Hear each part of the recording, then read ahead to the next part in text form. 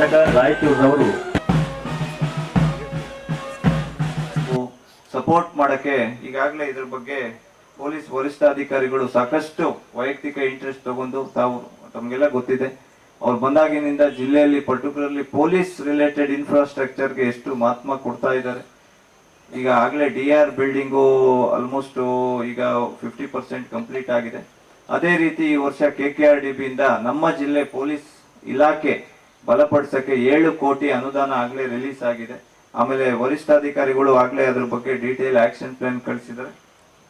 ಆಮೇಲೆ ಪೊಲೀಸ್ ವರಿಷ್ಠಾಧಿಕಾರಿಗಳು ಜಿಲ್ಲಾ ಉಸ್ತುವಾರಿ ಸಚಿವರನ್ನು ಮನವೊಲಿಸಿ ಪೊಲೀಸ್ ಇಲಾಖೆ ಸಿಬ್ಬಂದಿಗಳಿಗೆ 2 ಕೋಟಿ ಅಮೌಂಟ್ ವೆಹಿಕಲ್ಸ್ನು ಅವರು ಅಪ್ರೂವ್ ಮಾಡಿಸಿದ್ದಾರೆ. ಸೊ ಇದೇ ರೀತಿ ಮುಂದಿನ ದಿನದಲ್ಲೂ ನಾವು ಇನ್ನೂ ಪೊಲೀಸ್ ಇಲಾಖೆನ ಬಲವಡಿಸಕ್ಕೆ ಏನು ನಾವು ಅನುದಾನ ಬೇಕು ನಾವೆಲ್ಲ ರೀತಿಯನ್ನ ಕ್ರೋಢೀಕರಿಸಿ ಇನ್ನೂ ನಾವು ಬಲಪಡಿಸ್ತೀವಿ ಅಂತ ಹೇಳ್ತಾ ಮತ್ತೊಮ್ಮೆ ಪೊಲೀಸ್ ಹುತಾತ್ಮ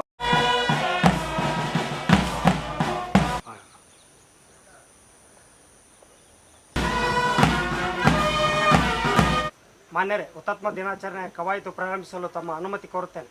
ಅನುಮತಿಸಿ.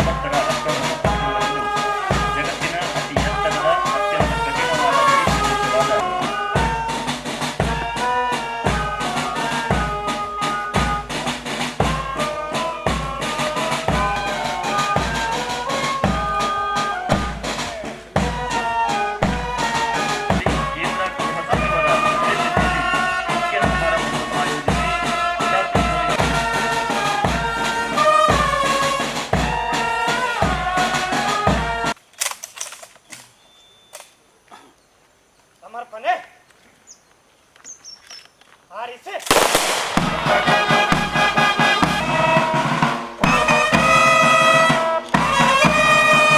ಪುನಃ ತುಂಬಿ. ಆರಿಸಿ. ಇರ್ಪಣ್ಣ ರೈಫಲ್ ಡೌನ್ ಮಾಡು. ಸಮರ್ಪಣೆ. ಆರಿಸಿ.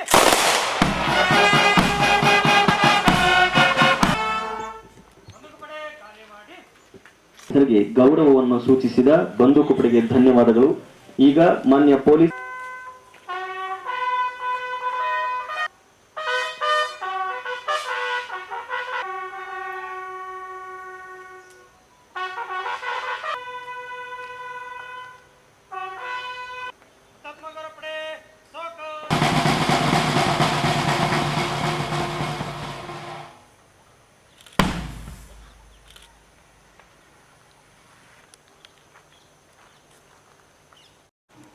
ದಿನಾಂಕ 21/10/25 ಈ ಪೊಲೀಸ್ ಹುತಾತ್ಮ ದಿನಾಚರಣೆಯನ್ನು ಆಚರಿಸುವ ಉದ್ದೇಶ ದಿನಾಂಕ 21/10/59ರಂದು ಶ್ರೀ ಕರಣ್ ಸಿಂಗ್ DSP CRPF ಇವರ ನೇತೃತ್ವದಲ್ಲಿ ಒಂದು ಪೊಲೀಸ್ ದಳ ಹಾಟ್ ಸ್ಟ್ರಾಂಗ್ ಪೋಸ್ಟ್ ಹತ್ತಿರ ಗಡಿ ಭಾಗದಲ್ಲಿ ಪಹರೆ ಮಾಡುತ್ತಿರುವಾಗ ಹಲವಾರು ಚೈನಾ ಸೈನಿಕರು ಹಠಾತ್ ದಾಳಿ ಮಾಡಿದ್ದು ಅವರು ನಮ್ಮ ಪೊಲೀಸ್ ದಳದವರಿಗಿಂತಲೂ ಹೆಚ್ಚಿಗೆ ಇದ್ದುದಲ್ಲದೆ ಆಧುನಿಕ ಶಸ್ತ್ರಗಳನ್ನು ಕೂಡ ಹೊಂದಿದ್ದರು.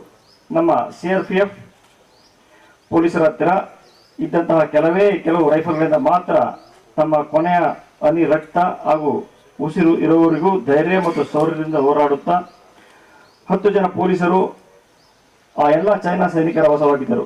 ಅಲ್ಲಿ ಮಡಿದವರಿಗೆ ಇಡೀ ದೇಶವು ಶ್ರದ್ಧಾಂಜಲಿಯನ್ನು ಅರ್ಪಿಸಿ ಅವರ ಧೈರ್ಯ ಮತ್ತು ಶೌರ್ಯವನ್ನು ಕೊಂಡಾಡಿತು. ದೇಶಕ್ಕಾಗಿ ಹೋರಾಡುತ್ತಾ ವೀರ ಸ್ವರ್ಗ ಪಡೆದ ಈ ಶೂರರ ಸ್ಮರಣೆಗಾಗಿ ಸ್ಮಾರಕವನ್ನು ಲಡಾಖ್ನಲ್ಲಿ ಅಬಾಸಿ ಚೀನ್ ಭಾಗದಲ್ಲಿ 16,000 ಅಡಿ ಎತ್ತರದ ಮೇಲೆ ನಿಲ್ಲಿಸಲಾಗಿದೆ. ಅವರ ಸ್ಮರಣೆಗಾಗಿ ಪ್ರತಿ ವರ್ಷ ದಿನಾಂಕ 21 ಅಕ್ಟೋಬರ್ ಅಂದು ಇಡೀ ದೇಶದಾದ್ಯಂತ ಹುತಾತ್ಮರ ದಿನಾಚರಣೆಯನ್ನು ಆಚರಿಸಲಾಗುತ್ತಿದೆ. ಭಯೋತ್ಪಾದಕರು ಉಗ್ರಗಾಮಿಗಳು ಅತಿ ಹೆಚ್ಚಿನ ಸಂಖ್ಯೆಯಲ್ಲಿ ಪೊಲೀಸರನ್ನು ಬಲಿ ತೆಗೆದುಕೊಂಡಿದ್ದಾರೆ. ಆದರೆ ಕೆಲವು ಪೊಲೀಸರು ದರೋಡೆ ನಿರ್ಮೂಲನಾ ಕಾರ್ಯಾಚರಣೆಯಲ್ಲಿ ದೊಂಬಿ ಚದುರಿಸುವಾಗ, ಅಪರಾಧ ತನಿಖೆಯಲ್ಲಿ ಅಪರಾಧಿಗಳನ್ನು ಬಂಧಿಸಲು ಪ್ರಯತ್ನಿಸಿದಾಗ ಹಾಗೂ ಅನುಮಾನಾಸ್ಪದವಾದ ವಾಹನಗಳನ್ನು ನಿಲ್ಲಿಸಲು ಪ್ರಯತ್ನ ಮಾಡಿದಾಗ ತಮ್ಮ ಪ್ರಾಣವನ್ನು ತ್ಯಾಗ ಮಾಡಿದ್ದಾರೆ. ಹೆಚ್ಚುತ್ತಿರುವ ಪೊಲೀಸರ ಅಕಾಲಿಕ ಮರಣವು ಸಮಾಜದಲ್ಲಿ ಹೆಚ್ಚುತ್ತಿರುವ ಹಿಂಸಾ ಪ್ರವೃತ್ತಿಯನ್ನು ಬಿಂಬಿಸುತ್ತದೆ. ಅಲ್ಲದೆ ಪೊಲೀಸರ ಕಾರ್ಯನಿಷ್ಠೆ ಮತ್ತು ಅರ್ಪಣಾ ಮನೋಭಾವದ ಕರ್ತವ್ಯ ಪ್ರಜ್ಞೆ ಅಳತೆಗೊಳ್ಳಾಗುತ್ತದೆ. ಪೊಲೀಸರು ತಮ್ಮ ಕರ್ತವ್ಯದಲ್ಲಿ ಮರಣ ಹೊಂದಿದರೆ ಆಡಳಿತಾತ್ಮಕ ಅಂಗವು ವಿಯೋಗ ಹೊಂದಿದ ಕುಟುಂಬಗಳಿಗೆ ವಿಶ್ರಾಂತಿ ವೇತನ, ಧನಾತ್ಮಕ ಸಹಾಯ, ಇಲಾಖೆ ನಿಧಿಯಿಂದ ಆರ್ಥಿಕ ಸಹಾಯ ಮತ್ತು ಭಾವನಾತ್ಮಕ ಬೆಂಬಲ ನೀಡುತ್ತದೆ.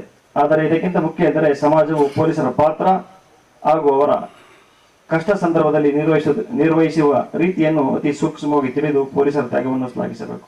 ಸಮಾಜವು ಪೊಲೀಸರ ಕರ್ತವ್ಯಕ್ಕೆ ಅನುಗುಣವಾಗಿ ಸ್ಥಾನಮಾನವನ್ನು ಕಲ್ಪಿಸಬೇಕು. ಪೊಲೀಸರು ಸರ್ಕಾರದ ಒಂದು ಅಂಗ. ಪೊಲೀಸರ ತಪ್ಪು ಒಪ್ಪುಗಳನ್ನು ಸರಿಯಾದ ರೀತಿಯಲ್ಲಿ ವಿಮರ್ಶೆ ಮಾಡಿ ಅವರ ಒಳ್ಳೆ ಕೆಲಸ ಹಾಗೂ ಸಾಧನೆಗಳನ್ನು ಸೂಕ್ತ ರೀತಿಯಲ್ಲಿ ಪ್ರಕಟಿಸಿ ಅವರುಗಳನ್ನು ಒಳ್ಳೆಯ ಕಾರ್ಯಕ್ಕೆ ಪ್ರೇರೇಪಿಸಬೇಕು.